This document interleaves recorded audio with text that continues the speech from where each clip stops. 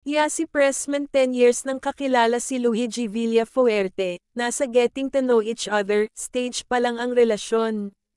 10 years nang magkakilala at magkaibigan ang nagbabalik kapuso na si Yasi Pressman at si Camarines Sur Governor Luigi Villafuerte. Iyan ang kinumpirma ng dalaga ng matanong tungkol sa real score sa pagitan ng batang gobernador matapos kumalat ang chika na may something na nang namamagitan sa kanila. Naging hot topic sa social media at sa apat na sulok ng ka-showbizan ang pakikipaghiwalay ni Yasi sa dati niyang boyfriend na si John Semira at ang closeness nila ni Luigi base sa mga kumalat na sweet photos nila together. Me and Luigi have known each other for a very long time. Parang 10 years na kaming magkakilala. So now, we're just spending more time together and getting to know each other more, ang pahayag ni Yasi sa panayam ng GMA. Tungkol naman sa naging desisyon nila ni John na tapusin na ang kanilang relasyon matapos ngang mabalita ang kanilang engagement, sabi ni Yasi, ibalato na lang sana sa kanila ng publiko ang kanilang privacy.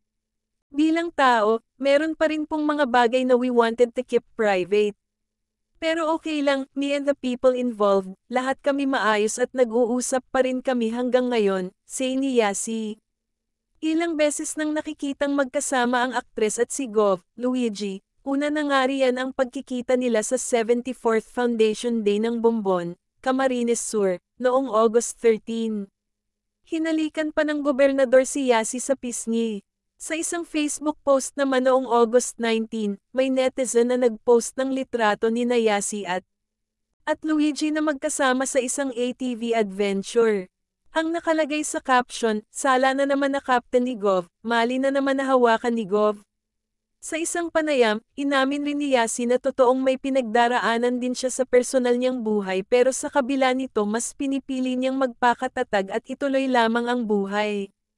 Kahit na you show up to work all the time, and you're happy, and you're ready, inside, meron pa rin pong mga pinagdadaanan kasi po lahat naman tayo mga tao lang.